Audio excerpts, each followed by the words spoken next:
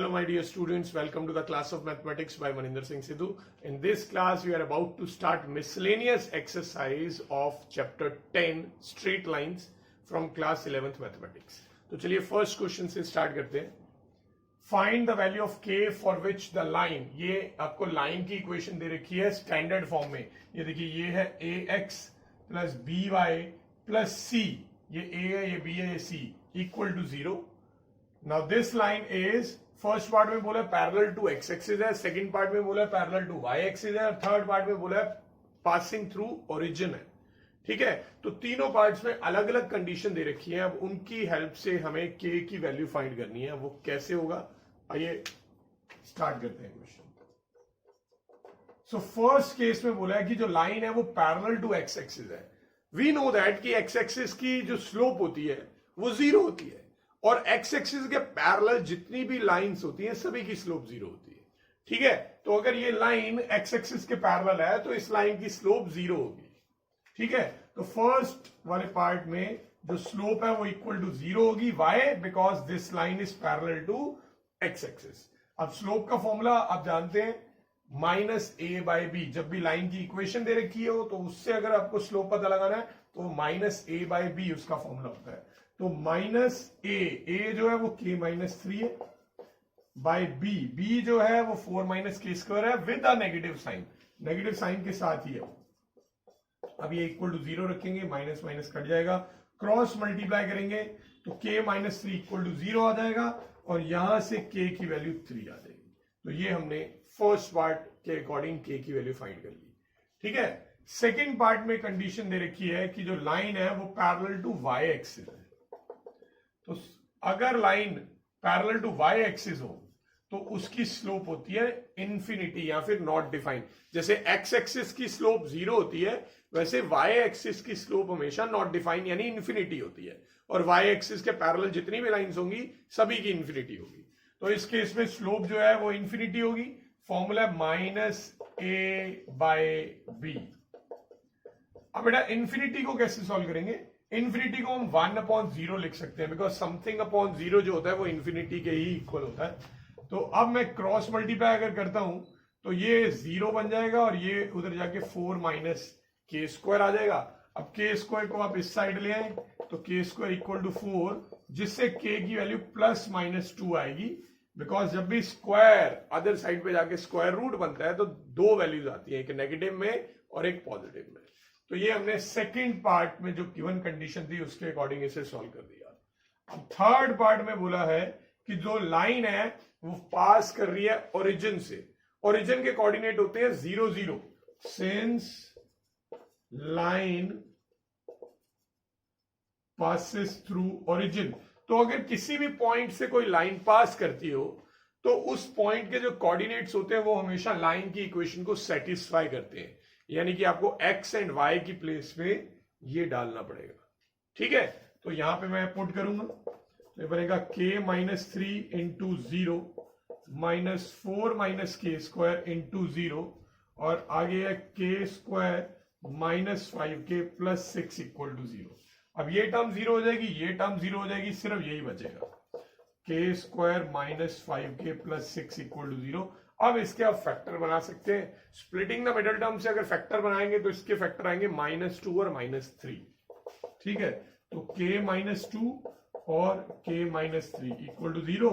तो यहां से k की वैल्यू 2 आ जाएगी, यहां से k की वैल्यू 3 आ जाएगी. तो इस तरह से हमने तीनों पार्ट्स में अलग अलग कंडीशन गिवन थी, हमने इसका आंसर निकाल लिया. और भी बहुत सारी कंडीशन हो सकती है, जैसे आ सकता है कि लाइन जो है वो परपेंडिकुलर टू कोई अदर लाइन है, ये लाइन किसी और लाइन के परपेंडिकुलर है. तो अगर परपेंडिकुलर होगी तो दोनों की स्लोप का प्रोडक्ट जो है वो आप -1 के इक्वल रख सकते हो. ठीक है, आपको ये दिया जा सकता है कि ये जो लाइन है उसका x इंटरसेप्ट 3 है. अब x इंटरसेप्ट 3 है यानी कि वो जो लाइन है वो x एक्सिस को 3 पे कट कर रही है. 3 पे कट कर रही है, बेसिकली वो 3,0 से पास हो रही है. तो जैसे आपने यहाँ पे 0,0 डाला वैसे आप 3,0 डाल सकते हो. ऐसे ये भी दिया जा सकता है कि लाइन जो है वो y एक्सिस को 5 unit above the origin cut कर रही है. 5 यूनिट अबव द ओरिजिन का मतलब हो गया ऊपर की तरफ 5 यूनिट जाएंगे तो ये वाला पॉइंट, तो इसके कोऑर्डिनेट 0,5 आ जाएंगे, तो 0 और 5 पुट कर देंगे। मतलब हर बार सूटेबल नहीं है कि इससे आंसर कुछ बनेगा बनेगा, बट मैं आपको वो बता रहा हूं कि किस किस तरह से ऐसा ही क्वेश्चन पूछा जा सकता है। ऑलराइट, चलिए हम नेक्स्ट क्वेश्चन पे चलते हैं।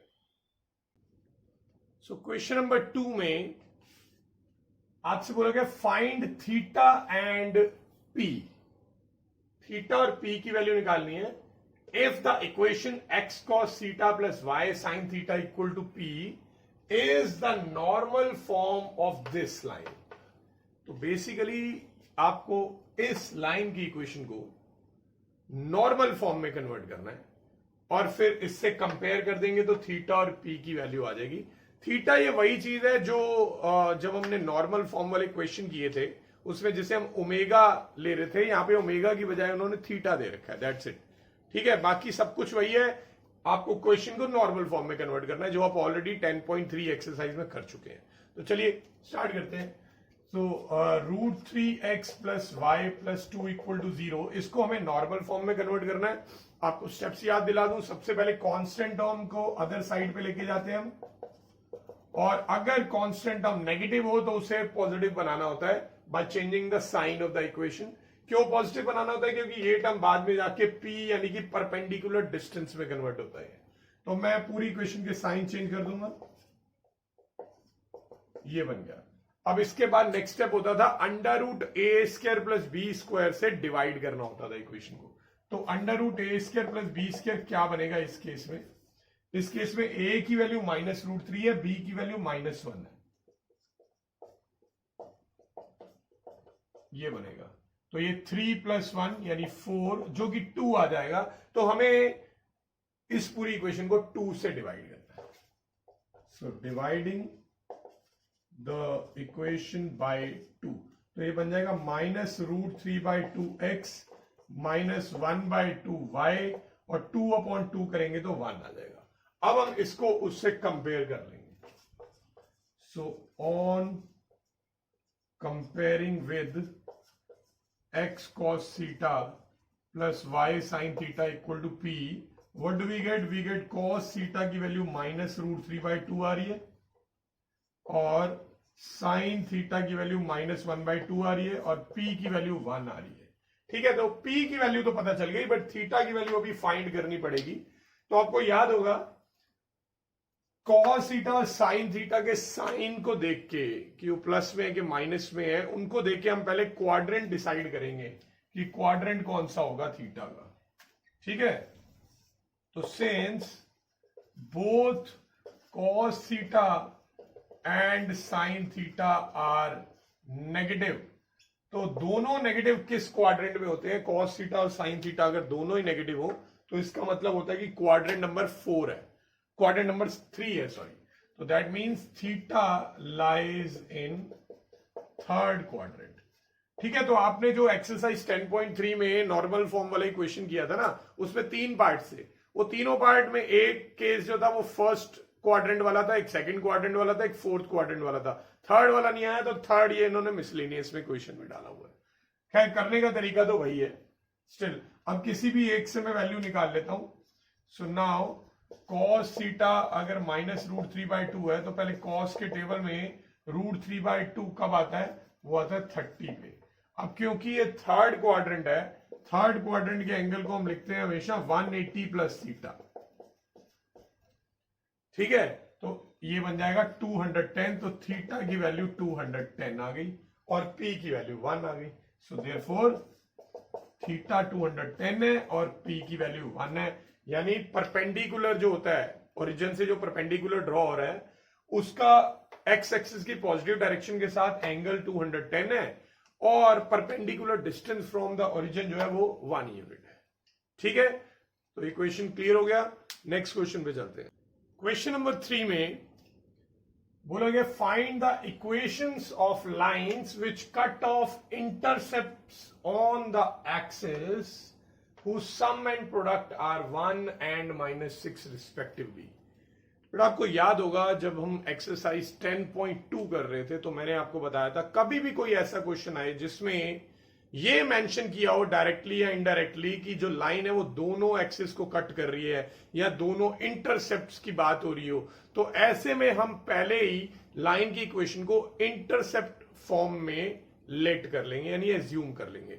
तो यहां पे भी ऐसे ही हो रहा है, हमें इंटरसेप्ट की बात हो रही है दोनों एक्सिस पे, ये प्लूरल में लिखा हुआ है, तो यानी दोनों एक्सिस के इंटरसेप्ट की बात हो रही है। तो ये क्वेश्चन कैसे करेंगे, let the equation of line be x by a plus y by b equals to 1। तो ये हमने लाइन की इक्वेशन को लेट कर लिया।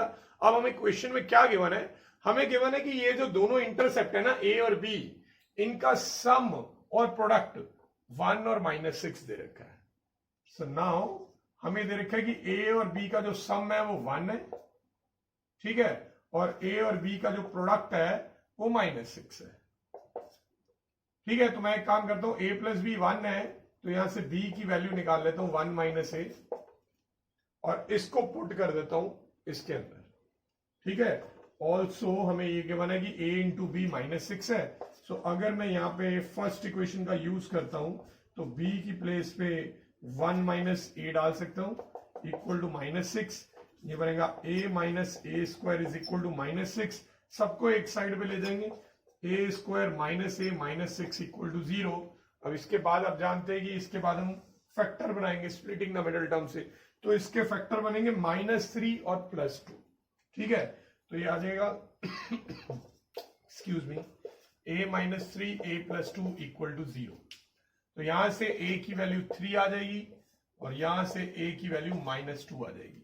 अब मैं फर्स्ट इक्वेशन में a की वैल्यू पुट करके b भी निकाल लूंगा। सो फ्रॉम फर्स्ट इक्वेशन अगर a की वैल्यू 3 पुट करता हूं तो b की वैल्यू -2 हो जाएगी। सो देयरफॉर द इक्वेशन इज, क्या इक्वेशन बन जाएगी, x upon a plus y upon b, b की वैल्यू -2 है, सॉरी यहां पे मैंने a की जगह पे 3 पुट किया था तो 1 - 3 -2 आ गया इक्वल टू 1। अब मैं अगर एलसीएम ले लेता हूं तो ये बन जाएगा -2x प्लस 3y और ये उधर जाके बन जाएगा -6। तो इक्वेशन आप ऐसे लिख सकते हो, सबको उस साइड ले जाए, 2x - 3y -6 इक्वल टू 0। ये आंसर आ गया। बट एक सेकंड केस भी है, उसके अकॉर्डिंग भी हमें आंसर फाइंड करना होगा। तो अगर मैं a की जगह पे -2 डाल देता हूं तो b की वैल्यू बन जाएगी 1 माइनस -2 यानी 3।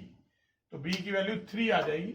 तो अगर b की वैल्यू 3 आ गई है, so therefore the equation is, equation बन जाएगी x upon a plus y upon b is equal to 1। LCM अगर हम लेंगे तो 3x -2 आए और -6 उधर चला जाएगा, जो कि इधर लेके आ सकते हैं, ठीक है। तो इसके दो आंसर्स पॉसिबल है। ऐसी लाइन जिसके दोनों इंटरसेप्ट्स का सम और प्रोडक्ट 1 और -6 हो रिस्पेक्टिवली, ऐसी दो लाइंस हो सकती हैं। दोनों ही लाइंस के केस में आप देख सकते हो ये आए हैं दोनों इंटरसेप्ट, इनका सम देख लो 1 है, प्रोडक्ट देख लो -6 है। यहां पे भी देख लो, इनका सम 1 है, प्रोडक्ट -6 है। तो दो पॉसिबल आंसर है और वो एक्सपेक्टेशन भी वही थी। क्वेश्चन में था find the equations of lines, तो लाइंस की इक्वेशन बोला गया था, यानी एक से ज्यादा डेफिनेटली हो सकती थी। चलिए नेक्स्ट क्वेश्चन करते हैं। क्वेश्चन नंबर 4, इसके जैसा सिमिलर क्वेश्चन आप ऑलरेडी एक्सरसाइज 10.3 में कर चुके हैं। 10.3 का क्वेश्चन नंबर 5 था, उसमें बोला गया था कि हमें एक्स एक्सिस पे एक ऐसा पॉइंट ढूंढना है जो एक गिवन लाइन से 4 यूनिट के डिस्टेंस पे हो। सिमिलर क्वेश्चन यहां पे आ गया है, बट इस बार एक्स एक्सिस की बजाय वाई एक्सिस पे एक ऐसा पॉइंट ढूंढना है जो इस लाइन से 4 यूनिट के डिस्टेंस पे हो। बाकी सब कुछ सेम है, सिर्फ एक्स एक्सिस की बजाय वाई एक्सिस पे पॉइंट ढूंढने को बोला है, ठीक है। सो क्वेश्चन उसी तरह से ही करेंगे। Let the required point on y axis be 0, k। तो यही बस डिफरेंस होगा यहां पे। जैसे लाइन है x बाय 3 y बाय 4, तो दैट मीन्स 1 2 3 1 2 3 4 इस तरह की लाइन है। हमें y एक्सिस पे कोई ऐसा पॉइंट फाइंड करना है जो इस लाइन से 4 यूनिट के डिस्टेंस पे हो। मे बी यहां पे होगा कोई, ये जो डिस्टेंस है ये 4 होना चाहिए।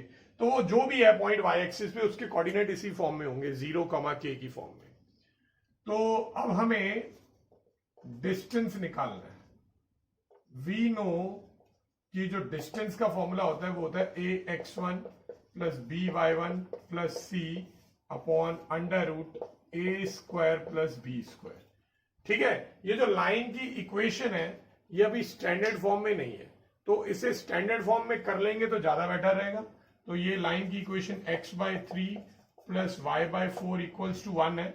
अगर हम एलसीएम ले लें तो ये बनेगा 4x प्लस 3y और 12 उधर चला जाएगा, 12 इधर लेके आएंगे तो ऐसी इक्वेशन बन गई। अब इस इक्वेशन के अकॉर्डिंग हम सॉल्व कर देते हैं। a की वैल्यू 4 है, b की वैल्यू 3 है, c की वैल्यू -12 है। तो डिस्टेंस हमें दे रखा है 4, यहां पे a की वैल्यू 4 और x1 0 है, प्लस b है 3 और y1 की वैल्यू k है और c है -12 upon under root a square plus b square. ठीक है, तो ये 4 का स्क्वायर 16 और ये बनेगा 9, 16 प्लस 9 25, रूट में 25 हो तो वैल्यू आती है 5। तो 5 को इधर क्रॉस मल्टीप्लाई कर देंगे 20 और ये तो 0 बन गया, बचेगा आपके पास 3k -12। तो इसके बाद आपको याद होगा हमने दो केसेस बनाए थे, जब भी मॉड के अंदर वेरिएबल हो जिसकी वैल्यू आपको फाइंड करनी हो तो दो केसेस बनाते हैं। मॉड हटा के एक बार प्लस वाला केस लेते हैं, एक माइनस वाला केस लेते हैं। तो चलिए इसमें भी वही वाले दो केसेस लेके इसको सॉल्व करेंगे। सो एक केस तो हमारा बन जाएगा 3k -12 इज इक्वल टू 20 और दूसरा बन जाएगा 3k -12 इज इक्वल टू -20। तो यहां से 3k की वैल्यू आ जाएगी 32, तो k आ जाएगा 32/3 और यहां पे 3k की वैल्यू आ जाएगी, ये उधर जाके प्लस होगा तो -8, तो k की वैल्यू आ गई -8/3। तो अब आपके पास k के दो ऑप्शंस हैं। So therefore the required points are, point है 0, k, तो एक हो जाएगा 0, 32/3 और दूसरा हो जाएगा 0, -8/3। ठीक है, तो बिल्कुल सिमिलर क्वेश्चन है। दो आंसर आने का रीजन ये है कि इस साइड से भी डिस्टेंस हो सकता है और यही एक्सिस पे इस साइड से भी डिस्टेंस हो सकता है, तो इसलिए दो आंसर्स आए हैं। तो ऐसे ही दो आंसर जो है वो उस क्वेश्चन में भी आए थे, एक्सरसाइज 10.3 में 5th क्वेश्चन जो था। ठीक है, चलिए नेक्स्ट क्वेश्चन में मूव करते हैं। तो question number 5, this is one of the most important questions of this chapter. ठीक है, ये भी बहुत बार एग्जाम में देखा जाता है question. Find the perpendicular distance from the origin to the line joining the points cos theta sin theta and cos phi sin phi। यानी कि दो पॉइंट्स हैं, एक के कोऑर्डिनेट है cos theta sin theta and there is another point जिसके coordinates है cos phi sin phi। इनको ज्वाइन करने वाली जो लाइन है, ठीक है, उस लाइन का ओरिजिन से डिस्टेंस क्या होगा, ये जो डिस्टेंस है ये आपको फाइंड करना है। ऑलराइट, अब बेटा हमारे पास ऑलरेडी एक फॉर्मूला है जिसकी हेल्प से हम पॉइंट और लाइन के बीच का डिस्टेंस निकाल सकते हैं। ठीक है, जो भी हमने लास्ट क्वेश्चन में भी अप्लाई किया। बट उस फॉर्मूला की रिक्वायरमेंट ये है कि आपको लाइन की इक्वेशन पता होनी चाहिए। बट फिलहाल लाइन की इक्वेशन नहीं पता, बट लाइन की equation we can easily find. कैसे? हमें दो पॉइंट्स तो मालूम है ना, तो उसकी हेल्प से हम लाइन की इक्वेशन निकाल सकते हैं। ठीक है, तो इसको मैं ए मान लेता हूं, इस पॉइंट को बी मान लेता हूं। तो सबसे पहला काम है हमारा इस लाइन की इक्वेशन निकालना। So equation of A B, 2 point form लगाऊंगा, ये x1 y1, ये x2 y2। फॉर्मूला होता है y minus y1 is equal to y2 minus y1 upon x2 minus x1 into x minus x1। तो ये मैंने 2 पॉइंट फॉर्म लगाई। अब मुझे इसको पहले सिंप्लीफाई करना होगा। सिंप्लीफाई करके एक बिल्कुल ax plus B Y plus c equal to 0 यानी स्टैंडर्ड फॉर्म में लेके आना है। ठीक है, सो ये y माइनस साइन थीटा, आप लोगों ने ट्रिग्नोमेट्री में पढ़ा होगा, जब भी दो साइन या दो कॉस वाली टर्म्स प्लस या माइनस में दिखे तो वहां सी और डी वाली आइडेंटिटी लगानी चाहिए। तो यहां मैं वही लगाने वाला हूं। ऊपर लगेगी sine c minus sine d. तो sine c minus sine d की आइडेंटिटी होती है 2 cos c plus d by 2 sine c minus d by 2। ठीक है, और यहां पे cos c minus cos d की which is -2 sin c plus d by two sine c minus d by two, और साथ में है x माइनस cos थीटा। आप यहां पे 2 से 2 कैंसिल कर सकते हो, एक ये साइन वाली टर्म भी कैंसिल हो जाएगी। देखो ये c और d वाला फॉर्मूला मैं क्यों लगा रहा हूं, इस इक्वेशन को सिंप्लीफाई करने के लिए। अगर हम नहीं करते सिंप्लीफाई, ऐसे ही इक्वेशन निकाल लेते हैं, तो हमें एंड में जाके कुछ एक्स्ट्रा स्टेप्स करने पड़ेंगे, वहां पे ट्रिगो के फॉर्मूला यूज करने पड़ेंगे। तो इसलिए मैं पहले ही सिंप्लीफाई कर रहा हूं, ये थोड़ा सा कंपैरेटिवली शॉर्टर वे है। ऑलराइट, तो अब ये minus sine 5 plus theta by 2 को मैं क्रॉस मल्टीप्लाई कर देता हूं, y के साथ भी मल्टीप्लाई होगा, इसके साथ भी। तो minus sine 5 plus theta by 2 into y करेंगे तो ये बनेगा minus sine 5 plus theta by 2 y. अब ये माइनस वाली टर्म को इस माइनस वाली टर्म से करेंगे तो प्लस आ जाएगा साइन थीटा, और साथ में आ जाएगा साइन 5 प्लस थीटा बाई 2, ये बन गया। और इक्वल टू में आपके पास देखिए ये बचा हुआ है, ये ब्रैकेट में मल्टीप्लाई कर दो। इसको जब x के साथ करेंगे तो बनेगा cos 5 plus theta by 2 x, और इसको cos थीटा से भी करेंगे तो minus cos theta into cos 5 plus theta by 2। ठीक है, अब मैं इसको ax plus B Y plus c equal to 0 वाली फॉर्म में ला रहा हूं।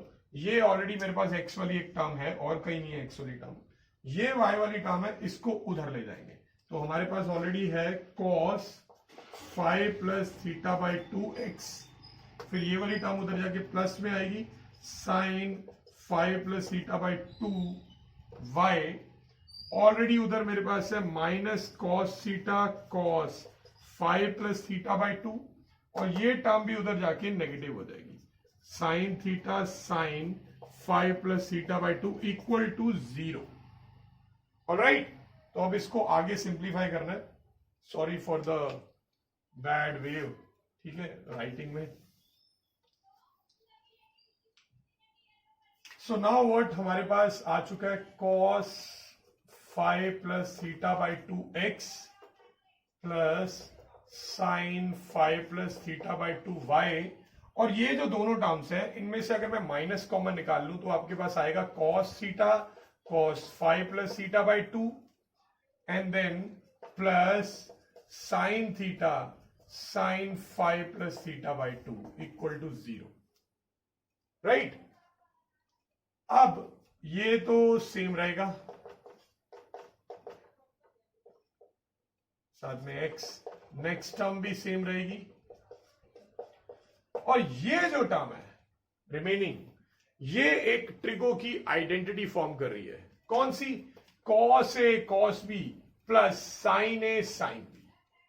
Right, cos a cos b plus sine a sine b, ये किसकी आइडेंटिटी होती है? ये आइडेंटिटी होती है cos a माइनस b की। cos a cos b plus sine a sine b, cos a minus b, ये आइडेंटिटी बन गई। ठीक है, अब मैं इसको थोड़ा सा सिंप्लीफाई कर लेता हूं।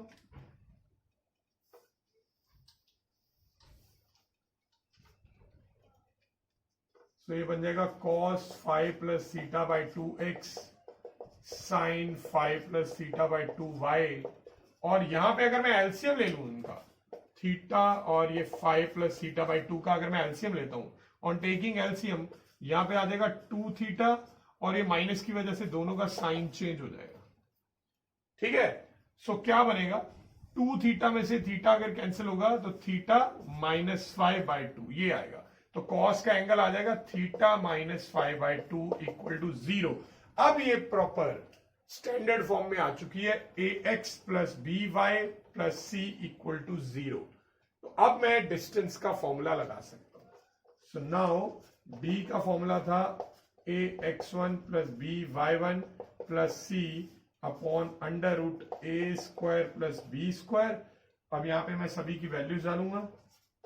a है cos 5 plus theta by 2 into x1, आप डिस्टेंस निकाल रहे हो 0,0 से, तो x1 भी 0 है, y1 भी 0 है, तो इंटू x1, और b है ये साइन 5 प्लस थीटा बाई 2, और y की प्लेस पे यानी y1 की प्लेस पे 0 आ जाएगा, और c ये रहा cos थीटा माइनस 5 बाई 2 इसको मॉड में रखेंगे और पूरे के नीचे आ जाएगा अंडर रूट में ए स्क्वायर प्लस बी स्क्वायर, यानी कि cos square 5 plus theta by 2 plus sine square 5 plus theta by 2, ये आ चुका है।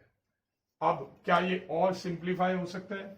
यस, थोड़ा सा सिंप्लीफाई हो सकता है। ये आप देख सकते हो ये तो 0 बनने वाला है, ठीक है, ये भी 0 बनने वाला है, तो सिर्फ ये बचेगा, वो भी मॉड है, तो ये नेगेटिव का साइन पॉजिटिव हो जाएगा, तो ये आ जाएगा कॉस थीटा माइनस 5/2 और नीचे रूट में ये दोनों का एंगल देखिए सेम है, ये बन जाएगा cos square theta plus sine square theta, जो कि 1 के इक्वल होता है।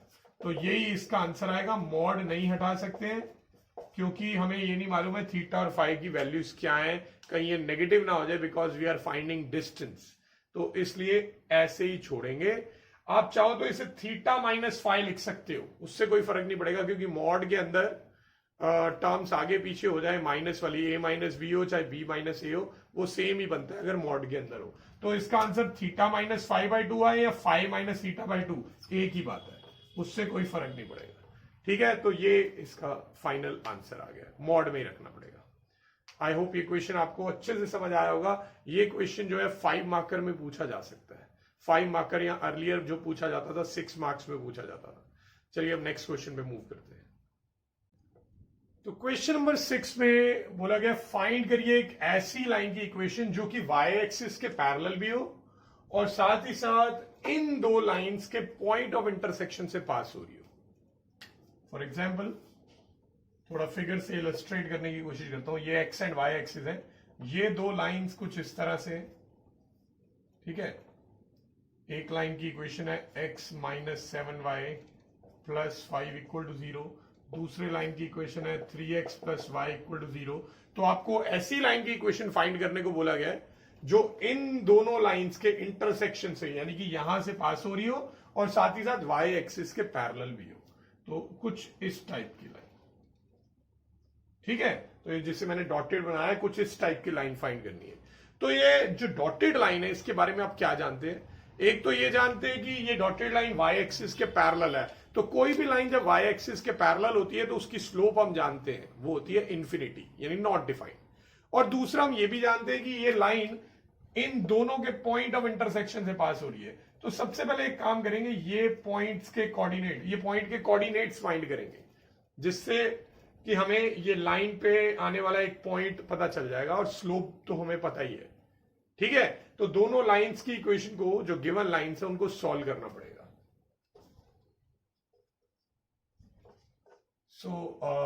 एक लाइन है x minus 7y is equal to -5, ये फर्स्ट होगी, and second one is 3x plus y equal to 0, ये सेकेंड होगी।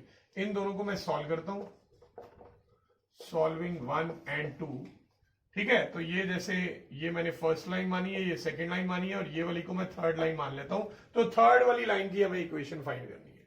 तो इन दोनों को सॉल्व करने के लिए मैं ऊपर वाली इक्वेशन को 3 से मल्टीप्लाई कर रहा हूं, तो इससे बन जाएगा 3x minus 21y is equal to -15। Second वाली इक्वेशन एज इट इज रहेगी, साइन चेंज करेंगे, ये कैंसिल होगा, ये आ जाएगा -22y इज इक्वल टू -15। तो y की वैल्यू आ जाएगी 15/22। तो ये हमने y फाइंड कर लिया। अब x भी फाइंड कर लेते हैं किसी भी इक्वेशन में, जैसे सेकेंड वाली में ही डाल देते हैं। फ्रॉम सेकेंड इक्वेशन अगर y की वैल्यू 15/22 है, तो ये जब उधर जाएगा तो 3 से 15 कट जाएगा, तो x की वैल्यू आ जाएगी -5/22। तो ये x आ गया और ये y आ चुका है। ऑलराइट, अब हमें ये वाले पॉइंट के कोऑर्डिनेट्स पता चल चुके हैं। x का कोऑर्डिनेट है -5/22 और y का 15/22, ठीक है। Since line 3 is parallel to y axis, तो इसका मतलब ये हुआ कि इसकी जो स्लोप है वो नॉट डिफाइन हो जाएगी, ठीक है। So therefore equation of line 3 is given by, बेटा फॉर्मूला होता है y माइनस y1 की प्लेस पे आप ये डालेंगे, ये वाले पॉइंट के कोऑर्डिनेट जो है y1 है 15/22 इज इक्वल टू स्लोप जो कि इंफिनिटी है इंटू x माइनस x1 और ये बन गया। ठीक है, अब आप जानते हैं जो इंफिनिटी है उसे हम 1/0 लिख सकते हैं, राइट। अब ये जीरो को जब हम इधर क्रॉस मल्टीप्लाई करेंगे तो सब जीरो हो जाएगा इधर वाला, और उधर आपके पास बचेगा x प्लस 5/22। यही इक्वेशन है लाइन की।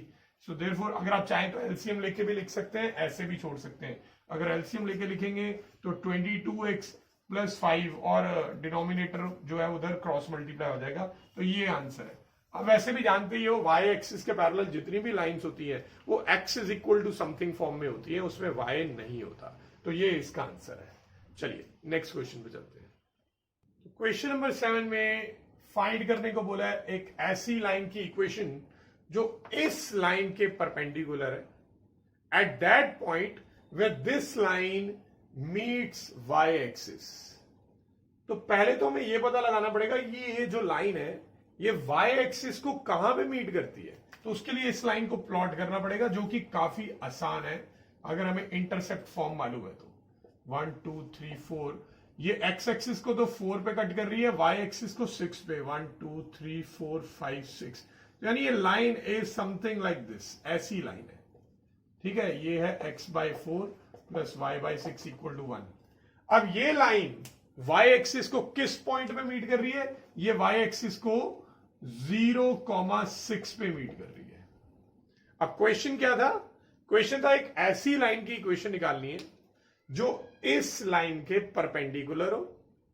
किस पॉइंट पे परपेंडिकुलर हो? जिस पॉइंट पे ये लाइन 0,6 से पास हो रही है, यानी कि y एक्सिस से पास हो रही है। तो यानी इस पॉइंट से निकलनी चाहिए और इसके परपेंडिकुलर भी होनी चाहिए। तो इस तरह की लाइन, इसकी हमें इक्वेशन निकालनी है, ये आपस में परपेंडिकुलर है।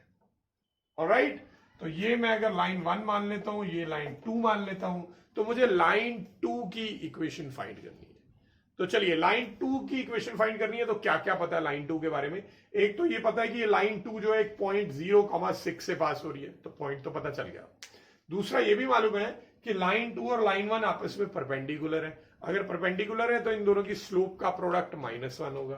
तो चलिए स्टार्ट करते हैं फिर। तो since line 1 perpendicular to line 2, तो इसका मतलब m1 into m2 is equal to -1। अब लाइन 1 की इक्वेशन हम जानते हैं और स्लोप का फॉर्मूला होता है -a/b। यहां पे a की वैल्यू 1/4 है और b की वैल्यू 1/6 है। फॉर्मूला होता है -a/b। ये m2 और ये -1, माइनस से माइनस आप काट सकते हो, ये 6 ऊपर चला जाएगा, 6/4 बन जाएगा। 6/4 m2 इज इक्वल टू 1, तो ये कटिंग होके 3/2। अब अगर उस साइड ले जाएंगे तो सेकेंड लाइन की स्लोप आ जाएगी 2/3।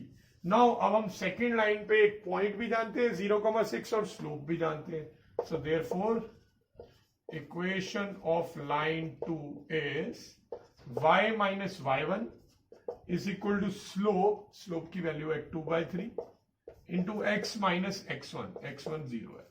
3 को क्रॉस मल्टीप्लाई करेंगे 3y माइनस 18, 2 को मल्टीप्लाई करेंगे 2x, सबको एक साइड ले जाएंगे 2x minus 3y plus 18 equal to 0। ये हमने लाइन की इक्वेशन फाइंड कर ली जो इस गिवन लाइन के परपेंडिकुलर है, जिस पॉइंट पे ये लाइन ने y एक्सिस को कट किया था। तो आई होप ये क्वेश्चन समझ आ गया। चलिए नेक्स्ट क्वेश्चन पे चलते हैं। क्वेश्चन नंबर 18 में आपको 3 लाइंस की इक्वेशन दे रखी है और आपसे बोला गया इन तीनों लाइंस के इंटरसेक्शन से जो एक ट्राइंगल फॉर्म होगा उस ट्राइंगल का एरिया फाइंड करना है। तो बेटा ट्राइंगल का एरिया फाइंड करना हमें आता है, हमने 10th क्लास में भी फॉर्मूला पढ़ा हुआ है कोऑर्डिनेट ज्योमेट्री में, वही वाला फॉर्मूला हम यहाँ पे यूज करेंगे। बट उसके लिए हमें ट्राइंगल के तीनों वर्टिसेस के कोऑर्डिनेट्स मालूम होने चाहिए। तो पहले हमें कोऑर्डिनेट्स निकालने पड़ेंगे। तो मैं एक रफ फिगर बना लेता हूं। एक लाइन तो ये हो गई, ठीक है, एक लाइन ये हो गई और एक लाइन ये हो गई। इस तरह से मैंने रफ फिगर बना ली है, ठीक है। तो ये वाली लाइन ये होगी y minus x equal to 0 first, ठीक है। इसको मैं सेकंड मान लेता हूं, ये वाली x plus y equal to 0। ठीक है, ये सेकंड लाइन है, ये वाली फर्स्ट लाइन है और ये वाली थर्ड लाइन है। इसकी equation x minus k equal to 0। तो हमें पहले ये तीनों वर्टिसेस फाइंड करने पड़ेंगे। ठीक है, तो कोई भी दो इक्वेशंस को सॉल्व करना स्टार्ट करिए और वर्टिसेस फाइंड करते जाओ। तो मैं स्टार्टिंग में सॉल्विंग इक्वेशन 1 एंड 2 कर रहा हूं। ये थर्ड वाली होगी, एक तरह से 1 और 2 को सॉल्व कर रहा हूं। फर्स्ट है x y minus x equal to 0 और सेकेंड है x plus y. X plus y को मैं वाई प्लस एक्स लिख सकता हूं। तो ये कटेगा 2y इक्वल टू 0, तो यहां से y 0 आ जाएगा।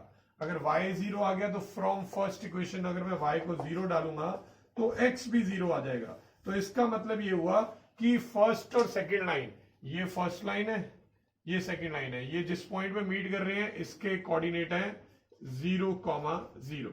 इसको मैं a नाम भी दे सकता हूं अगर चाहूं तो। ठीक है, so therefore a 0 0 is first vertex. वो तो हमारे पे डिपेंड करता है, हम उसे फर्स्ट लिखते हैं या सेकंड लिखते हैं, आंसर सेम ही आएगा। तो चलिए, हमने अभी फर्स्ट और सेकंड इक्वेशन को सॉल्व किया था। अब मैं सॉल्व कर लेता हूं सेकंड एंड थर्ड को। तो सेकंड इक्वेशन है x plus y equal to 0। Third है x minus k equal to 0। तो माइनस के इक्वल टू 0, अगर मैं साइन चेंज करूंगा तो x तो कटेगा और कुछ नहीं कटेगा, तो ये y प्लस के इक्वल टू 0 आ जाएगा। तो y की वैल्यू माइनस के आ जाएगी। अगर y माइनस के आ गया है तो x कितना आएगा वो किसी भी इक्वेशन में डाल लो, सेकंड या थर्ड में से। तो फ्रॉम सेकंड इक्वेशन अगर मैं y को माइनस के डालता हूं तो इससे x की वैल्यू k आ जाएगी। सो देयरफॉर जो सेकंड वर्टेक्स है उसके कोऑर्डिनेट है k कॉमा माइनस के। ठीक है, ये कौन बी जो है किस किस से बना है, सेकंड और थर्ड लाइन।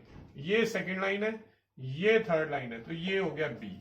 इसके कोऑर्डिनेट है के कॉमा माइनस के। अब मैं ये थर्ड वाला निकाल लेता हूं, सी मान लेंगे इसे, फर्स्ट और थर्ड को सॉल्व करके। Solving first and third. First है y minus k equal to 0। ठीक है, और थर्ड है x minus k equal to 0। तो x minus k equal to 0, आप देख सकते हो ये माइनस x से x कट जाएगा, टर्म्स को आगे पीछे लिख सकते हो, कोई फर्क नहीं पड़ता। तो y minus k equal to 0 आ जाएगा, जिससे y इक्वल टू k आएगा। अब फर्स्ट इक्वेशन में अगर आप y को k डालेंगे तो x भी k आ जाएगा। तो देयरफॉर तीसरा जो वर्टेक्स है उसके कोऑर्डिनेट हो जाएंगे k। तो ये हमें तीनों वर्टिसेस पता चल चुके हैं, a vertex, b vertex, c vertex. तीनों वर्टिसेस के कोऑर्डिनेट मालूम है, तो अब हम आसानी से एरिया निकाल सकते हैं। ठीक है, तो मैं ये कैलकुलेशन वाला पार्ट इरेज कर देता हूं।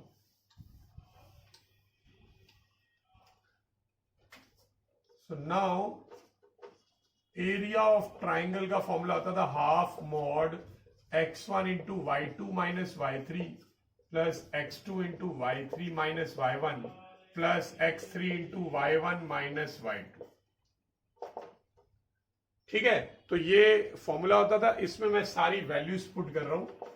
x1 0 है और फिर y2 माइनस y3, y2 है माइनस के और y3 है के, y2 माइनस y3। फिर आगे x2 जो है वो k हो गया। ठीक है ना, मैं इसको x1 y1 ले रहा हूं, इसको x2 y2 ले रहा हूं और ये x3 y3 ले रहा हूं, k कोमा k। तो x2 के साथ y3 माइनस y1, y3 है k माइनस y1 है 0। फिर x3 की वैल्यू k है, उसके साथ है y1 माइनस y1 है 0, y2 है माइनस k, तो वो एक तरह से प्लस k बन जाएगा ये वाला। सो ये पूरा 0 हो जाएगा, ये बन जाएगा k स्क्वायर और नेक्स्ट वाला भी बन जाएगा k स्क्वायर। ठीक है, सो दोनों k स्क्वायर आ गए, तो दैट मीन्स दोनों को ऐड किया जा सकता है। सो अगर मैं ऐड करूंगा ये बनेगा 2k स्क्वायर। मॉड हटा सकते हैं क्योंकि स्क्वायर लगा हुआ है k पे, तो किसी का भी स्क्वायर कभी नेगेटिव तो नहीं होगा ना, तो डेफिनेटली ये वाली टर्म जो है वो पॉजिटिव ही है। तो 2k स्क्वायर, अब 2 से 2 कैंसिल होगा, तो इसका आंसर है k स्क्वायर यूनिट्स। ठीक है, आई होप ये क्वेश्चन समझ आ गया होगा सभी को। सो क्वेश्चन नंबर 9 में हमें बोला गया कि P की वैल्यू फाइंड करिए और हमें 3 लाइंस दे रखी हैं। ये तीनों लाइंस एक ही पॉइंट पे इंटरसेक्ट कर रही हैं। जब एक ही पॉइंट पे 3 लाइंस या 3 से ज्यादा लाइंस इंटरसेक्ट करती हैं, ऐसी लाइंस को हम कॉन्करेंट लाइंस भी बोलते हैं। तो यही क्वेश्चन लैंग्वेज चेंज होके भी ऐसे भी आ सकता है, find P such that these 3 lines are concurrent, right. तो कैसे करेंगे, बहुत इजी है। ये इक्वेशन 1 मान लो, इसे इक्वेशन 2 मान लो, इसे इक्वेशन 3 मान लो। आप देख सकते हो इन तीनों लाइंस में जो सेकेंड लाइन है वो थोड़ी सी इंप्रॉपर है, बिकॉज इसमें एक्स का कोफिशिएंट अननोन है P, और वही फाइंड करना है। बट बाकी की तो जो 2 लाइंस है, ये फर्स्ट और थर्ड, ये फर्स्ट और थर्ड जो है ये प्रॉपर कंप्लीट लाइंस है। तो हम पहले फर्स्ट और थर्ड इक्वेशंस को सॉल्व कर सकते हैं। तो फर्स्ट है 3x plus y is equal to 2 और थर्ड है 2x minus y is equal to 3।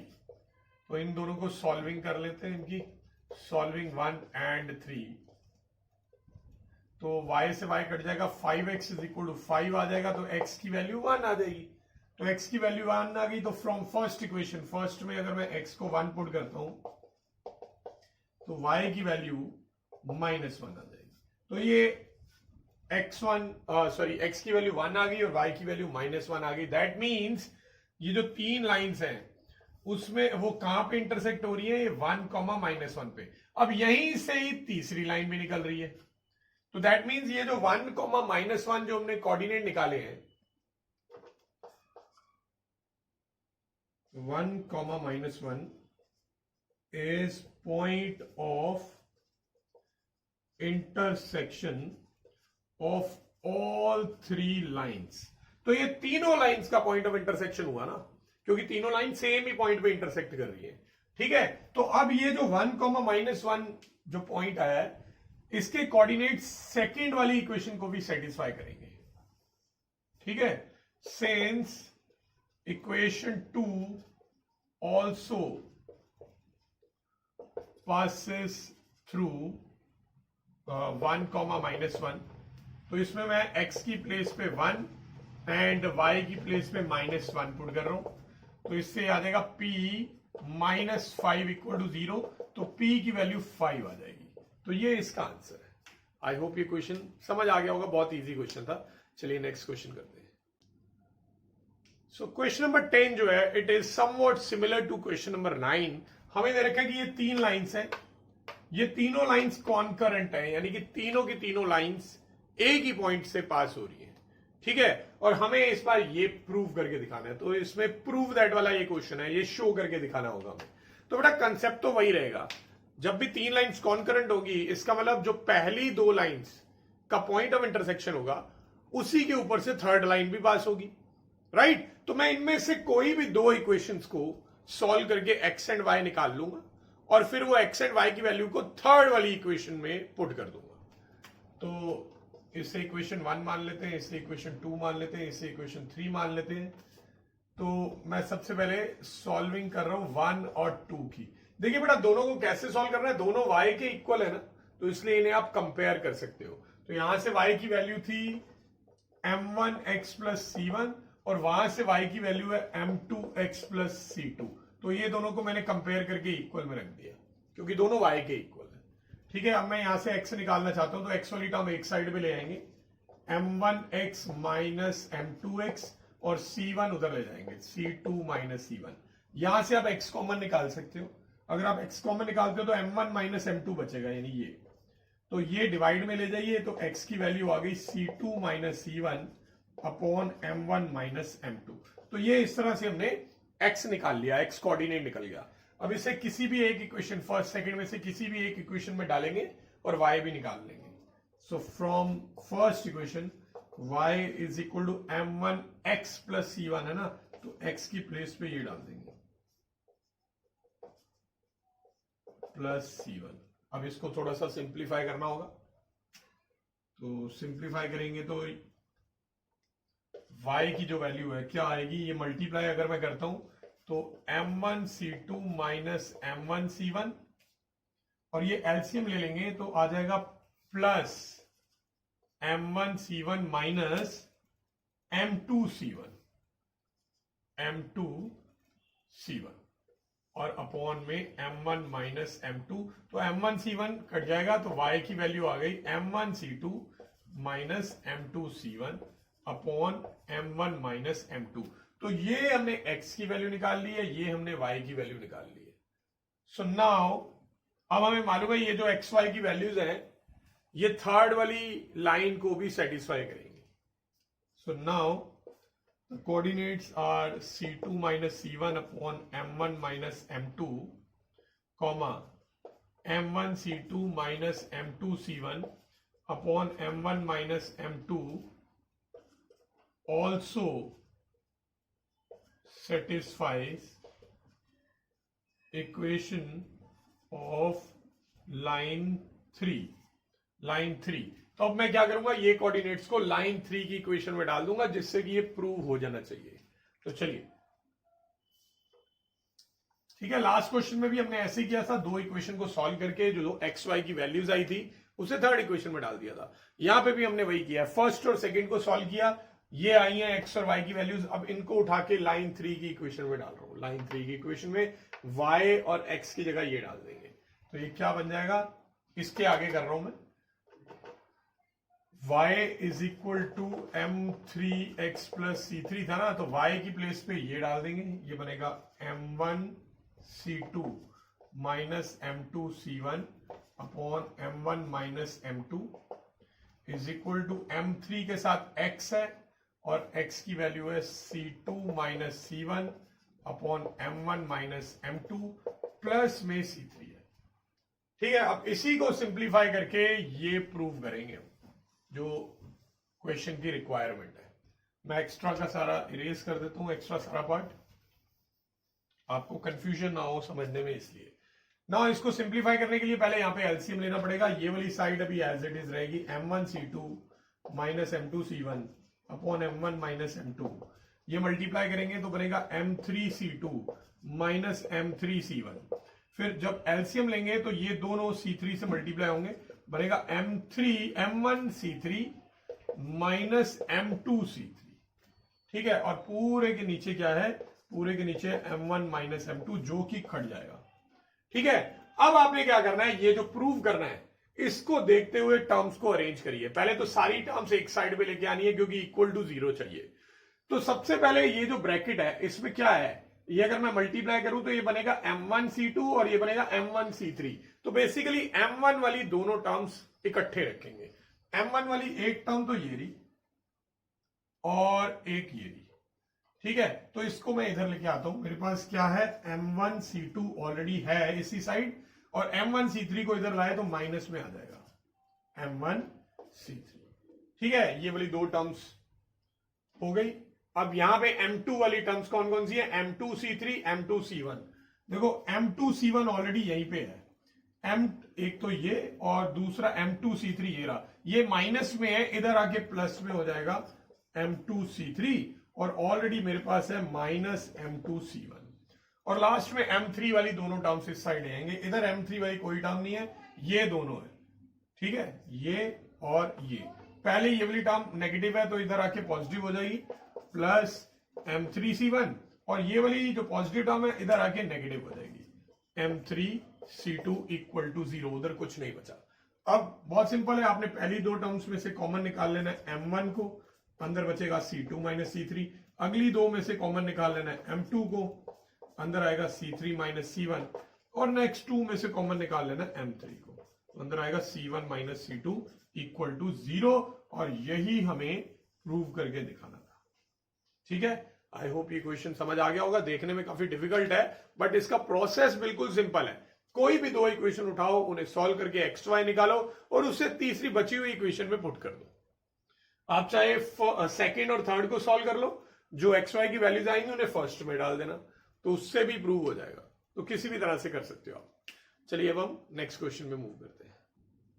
Question number 11 में कह रहे हैं फाइंड करिए एक ऐसी लाइन की इक्वेशन जो 3,2 से पास होगी और साथ ही साथ इस गिवन लाइन के साथ 45 डिग्री का एंगल भी बनाएगी। यानी कि कुछ ऐसी सिचुएशन है, एक लाइन है जिसकी हमें इक्वेशन गिवन है, x minus 2y plus 3 equal to 0। हमें एक दूसरी लाइन की इक्वेशन निकालनी है, एक ऐसी लाइन की इक्वेशन जो 3,2 से पास भी हो और साथ ही साथ इस गिवन लाइन के साथ 45 डिग्री का एंगल भी बनाए। तो यानी वो लाइन कुछ ऐसी हो सकती है, ये पास हो रही होगी मे बी 2 से और एंगल बना रही है 45 डिग्री। देखिए सिमिलर क्वेश्चन आपको याद होगा 10.3 में भी किया था हमने। 10.3 का क्वेश्चन नंबर 12 बिल्कुल ऐसा ही था, उसमें एंगल जो था वो 60 डिग्री का था। ठीक है, और उस वक्त भी मैंने ये वाला क्वेश्चन भी शायद मेंशन किया था उस वीडियो में कि सिमिलर क्वेश्चन आएगा। अब यहां पे एंगल 45 डिग्री है, तो ये क्वेश्चन उस वाले से इजी है क्योंकि यहां पे एंगल बिटवीन टू लाइंस का फॉर्मूला लगाना पड़ेगा। अब हमें काम करते हैं, ये वाली लाइन को 1 मान लेते हैं, इको 2। 1 जो है हमें पहले से गिवन है, सेकंड की इक्वेशन निकालनी है। हमें दोनों लाइंस के बीच में एंगल मालूम है, सो वी नो कि tan फाई का फॉर्मूला था m2 minus m1 upon 1 plus m1 m2। अब यहां पे फाई की वैल्यू 45 है। अब tan 45 1 होता है, जिससे कि अब हमें सॉल्व करना इजी रहेगा। जबकि वो जो 12th क्वेश्चन था 10.3 का, उसमें 60 था, तो tan 60 √3 आ गया था। तो √3 की वजह से कैलकुलेशन वाला पार्ट काफी डिफिकल्ट हो गया था। तो m2 हमें नहीं मालूम, फाइंड करना है। m1 इस लाइन की इक्वेशन क्या होगी, -a/b, तो यानी कि 1/2। तो m1 की वैल्यू 1/2 है upon 1 plus m1 m2। m1 1/2 है, इंटू m2 करेंगे तो m2/2 बन जाएगा। अब tan 45 होता है 1। अगर मैं यहां से मॉड हटा देता हूं तो सामने प्लस माइनस आ जाएगा। इधर मैं एलसीएम ले रहा हूं, 2m2 माइनस 1/2 और नीचे भी एलसीएम 2 प्लस m2/2, 2 से 2 कट जाएगा। अब मैं क्या कर सकता हूं, अब मैं m2 की वैल्यू निकाल सकता हूं दो अलग अलग केसेस बना के। ठीक है, तो एक बार 1 के इक्वल रख लेंगे, किसको, 2m2 minus 1 upon 2 plus m2, और दूसरे केस में -1 के इक्वल रख लेंगे इसे। अब हम दोनों केसेस में m की वैल्यू निकाल लेंगे, इसे क्रॉस मल्टीप्लाई करूंगा, 2 plus m2 is equal to 2m2 minus 1। अगर मैं m2 इधर ले आऊं तो इसमें से माइनस होके m2 बचेगा और ये इधर आके 3 हो जाएगा। तो m2 की वैल्यू 3 आ रही है, और जबकि यहां से ये बनेगा 2 minus m2 is equal to 2m2 minus 1। ये उधर जाके प्लस हो जाएगा तो 3m2, और ये इधर आके माइनस हो जाएगा तो -1। तो m2 की वैल्यू आ रही है -1/3। तो बेटा m2 की दो वैल्यूज आ चुकी हैं आपके पास। अब दोनों ही केस के हिसाब से आपको इक्वेशन ऑफ लाइन 2 निकालनी होगी। पॉइंट हमारे पास ऑलरेडी है। ठीक है, तो अब ये दोनों केसेस को ही आगे फॉरवर्ड ले जाएंगे, कंटिन्यू करेंगे। तो एक हमारे पास m2 की वैल्यू 3 आई है एक केस में, और दूसरे केस में m2 की value -1/3। So therefore the equation is, formula y minus y1 2 है, is equal to slope into x minus x1 3 है। तो इसको सॉल्व कर लेते हैं। सो 3x माइनस 9 एक ही साइड पे ले जाएंगे, तो 3x minus y minus 7 equal to 0। एक आंसर तो ये है, दूसरा आंसर यहां से निकलेगा। सो therefore the equation is y minus, यही रहेगा पूरा, बस स्लोप की जगह -1/3 डाल देंगे, आगे सब कुछ सेम है। ठीक है, ये वाला पार्ट मैं इरेज कर रहा हूं। सो क्रॉस मल्टीप्लाई करेंगे, ये बनेगा 3y माइनस 6, -1 को मल्टीप्लाई करेंगे तो -x प्लस 3, सबको इधर ले आएंगे, x प्लस 3y, और ये इधर आके -3 होगा तो -9 इक्वल टू 0। तो ये दो पॉसिबल आंसर्स हैं इस लाइन के लिए। ठीक है, तो ये दोनों ही केस पॉसिबल है, दोनों आंसर बिल्कुल करेक्ट है। आई होप आपको ये क्वेश्चन समझ आ गया होगा। इसी के जैसा हमने ऑलरेडी सिमिलर कर चुके हैं, और इसी मिसलेनियस में एक और अभी आने वाला है इसी के जैसा क्वेश्चन। तो चलिए अब हम नेक्स्ट क्वेश्चन पे मूव करते हैं। क्वेश्चन नंबर 12 में आ गए हम।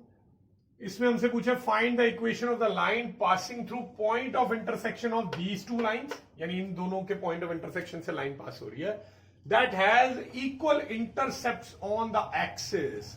फिर एक ऐसा क्वेश्चन आ गया जिसमें आपको दोनों एक्सिस के इंटरसेप्ट के बारे में कुछ पूछा जा रहा है। तो जब भी कभी ऐसा क्वेश्चन आए तो हम रिक्वायर्ड लाइन की इक्वेशन को इंटरसेप्ट फॉर्म में एज्यूम कर लेते हैं, यानी x by a plus y by b equals to 1। ठीक है, तो let the equation of required line be x by a plus y by b equals to 1। अब क्वेश्चन की सिचुएशन थोड़ा फिगर बना के आपको समझाने की कोशिश करता हूं। एक तो पहली बात, दो लाइंस इंटरसेक्ट हो रही है, एक लाइन ये रही मान लो और दूसरी लाइन ये रही। ठीक है, एक लाइन की इक्वेशन है 4x plus 7y minus 3 equal to 0 और दूसरी लाइन की इक्वेशन है 2x minus 3y plus 1 equal to 0।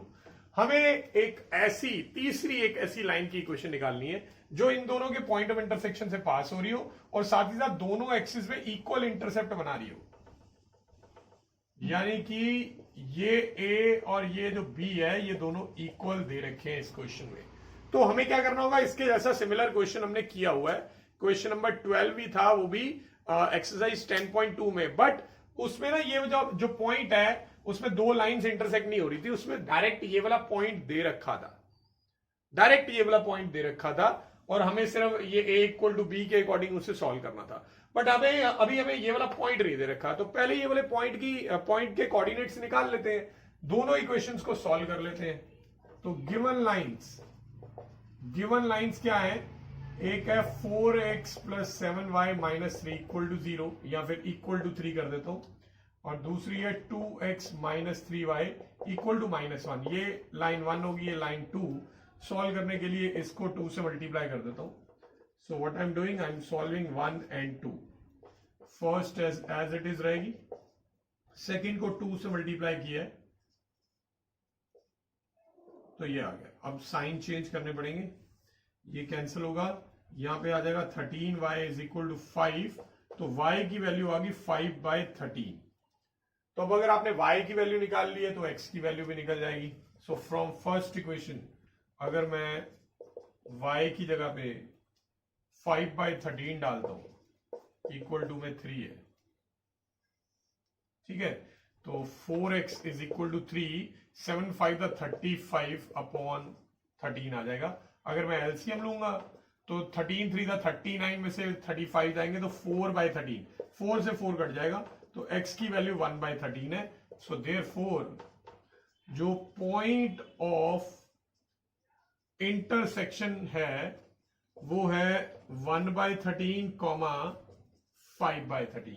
तो ये वाले पॉइंट के कोऑर्डिनेट आ चुके हैं मेरे पास, 1/13, 5/13। अब आगे क्या करना है, अब आगे इन लाइंस का कोई रोल नहीं है, ये पॉइंट ऑफ इंटरसेक्शन मिल चुका है, अब उसको आगे सॉल्व करना स्टार्ट करते हैं, लाइन की इक्वेशन फाइंड करते हैं। तो आप चाहे ये जो लेट करने वाला स्टेप है ये सॉल्व करने के बाद अब लिख लो, ठीक है, पहले मत लिखिए, पहले दोनों लाइंस को सॉल्व कर लिया, पॉइंट ऑफ इंटरसेक्शन निकाल चुके हैं हम, अब उसके बाद लिखिए let the equation of the required line with this. So now a equal to b, ये हमें गिवन है, तो अगर गिवन है तो ये इक्वेशन बन जाएगी x by a plus y by a equals to 1, क्योंकि a और b दोनों इक्वल है तो दोनों की जगह a लिख सकते हैं, दोनों की जगह b भी लिख सकते हैं, तो कोई भी एक चीज से आप कर लो। अब ये जो लाइन है ये पास हो रही है इस पॉइंट से, सिंस इट पासिस थ्रू 1/13, 5/13, तो अगर मैं इसे पुट करता हूं 1/13 by a, 5/13 by a equals to 1, ठीक है, तो ये आपका बन जाएगा 1/13a plus 5/13a equals to 1, right. अब इसके बाद अगर मैं एलसीएम ले लूं तो सॉल्व होके 6/13a इक्वल्स टू 1 आ जाएगा, तो यहां से a की वैल्यू आ गई 6/13। अगर a 6/13 है तो इसका मतलब b भी 6/13 है, क्योंकि a और b दोनों इक्वल है, ठीक है। So therefore the equation of required line is, ये आपने मानी थी ना लाइन की इक्वेशन, तो x by a plus y by b equals to 1। आप अगर एलसीएम लेके क्रॉस मल्टीप्लाई कर दें या सिंप्लीफाई करें, 13 को ऊपर ले आए, 13x, तो इससे इक्वेशन बन जाएगी 13x प्लस 13y, और जो 6 आएगा नीचे वो क्रॉस मल्टीप्लाई हो जाएगा, ये इस लाइन की इक्वेशन आ जाएगी। ठीक है, आई होप ये क्वेश्चन अच्छे से समझ आ गया होगा। चलिए अब हम नेक्स्ट क्वेश्चन पे चलते हैं। तो क्वेश्चन नंबर 13 में बोल रहे हैं शो करिए कि ऐसी लाइन की इक्वेशन जो ओरिजिन से पास हो रही हो और साथ ही साथ इस line y is equal to M X plus C के साथ थीटा एंगल बना रही हो, उस लाइन की इक्वेशन ये आएगी। तो बेटा ये बिल्कुल उसी कैटेगरी का क्वेश्चन है जो जस्ट आपने एक क्वेश्चन पहले किया था, क्वेश्चन नंबर 11 इसी एक्सरसाइज में। फिर आपने लास्ट एक्सरसाइज यानी 10.3 में क्वेश्चन नंबर 12 भी किया था जिसमें angle between two line 60 degree था। ठीक है, अभी जो पहले क्वेश्चन आया उसमें 45 डिग्री था। इस बार दो लाइंस जो हैं उनके बीच का एंगल डिग्री में नहीं दिया, वो थीटा दे रखा है, थीटा वैल्यू नहीं दे रखी कितनी है। एक लाइन की इक्वेशन है y is equal to M X plus C, आपको दूसरी लाइन की इक्वेशन निकालनी है और दूसरी लाइन 0,0 से पास हो रही है। तो इसको लाइन 1 मान लेता हूं, इसको लाइन 2 मान लेता हूं। आपको प्रूव करना है कि ये जो लाइन है लाइन 2, इसकी इक्वेशन ये आएगी। बड़ी अजीब सी दिखने वाली इक्वेशन है। तो चलिए सॉल्व करना स्टार्ट करते हैं, लेट्स सी कैसे होगा। सबसे पहले यहां पे एंगल बिटवीन टू लाइंस है, सो वी नो कि tan फाई का फॉर्मूला था m2 minus m1 upon 1 plus m1 m2। अब यहां इस क्वेश्चन में ना फाई की वैल्यू जो है वो थीटा दे रखी है, फाई की वैल्यू थीटा दे रखी है। m2 इज अननोन, m1 ये है m1, इस लाइन की स्लोप m है, तो m1 की वैल्यू m बन जाएगी। तो m1 की प्लेस पे m डाल देंगे upon 1 plus m1 m2, m1 की वैल्यू m है। चलिए अब मुझे m2 फाइंड करना है यहां से, तो मुझे मॉड हटाना पड़ेगा, और आप जानते हैं मॉड हटाएं तो सामने प्लस माइनस लगाना पड़ेगा। अब आगे इसको सॉल्व कैसे करें? तो बेटा मैंने 10.3 का, आपको याद होगा जब 10.3 का क्वेश्चन नंबर 12 करवाया था तो उसमें मैंने प्लस माइनस जब आ गया था √3 के साथ, तो वो हमने दो केसेस बना के नहीं किया था, प्लस माइनस के साथ ही मैंने आपको सॉल्व करना बताया था, क्योंकि वो इस क्वेश्चन में काम आना था। इसलिए आपको उस वक्त उस तरीके से भी सिखा दिया था कि प्लस माइनस को लेके एक साथ कैलकुलेट कैसे करते हैं। तो चलिए वो करना स्टार्ट करते हैं। तो पहले plus minus tan theta into 1 करेंगे तो प्लस माइनस tan थीटा ही आएगा। फिर प्लस माइनस tan थीटा को mm2 से करेंगे तो ये plus minus mm2 tan theta आ जाएगा, और सामने आपके पास है m2 माइनस m। याद रखिए मुझे m2 की वैल्यू निकालनी है। लाइन 2 0 0 से पास हो रही है, मैं ये फिगर अब इरेज कर रहा हूं। ये अब आपको याद रखना है कि लाइन 2 जो है वो ओरिजिन से पास हो रही है, यानी m2 से पास हो रही है। क्योंकि मुझे m2 निकालना है तो ये m2 वाली दो वैल्यूज हैं, दो टर्म्स है, इसको उधर ले जाएंगे, ये माइनस m को इधर ले आएंगे, माइनस m इधर आके प्लस हो जाएगा, तो प्लस हो गया m, और उसके बाद प्लस माइनस में m tan थीटा, और उधर ऑलरेडी मेरे पास कौन है, मेरे पास है m2, और ये प्लस माइनस वाली टर्म जब उधर जाएगी तो ये ऊपर वाला प्लस जो है वो माइनस बन जाएगा, और ये जो नीचे वाला माइनस है वो प्लस बन जाएगा। तो ये बन जाएगा minus plus m2 tan theta.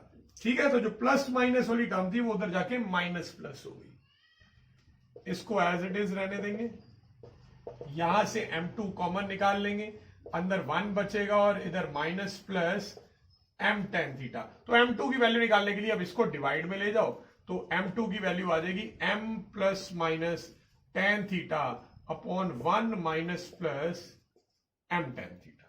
तो ये हमने m2 निकाल लिया, यानी कि सेकेंड लाइन की स्लोप निकाल ली। अब सेकेंड लाइन कहां से पास हो रही है? ओरिजिन से पास हो रही है।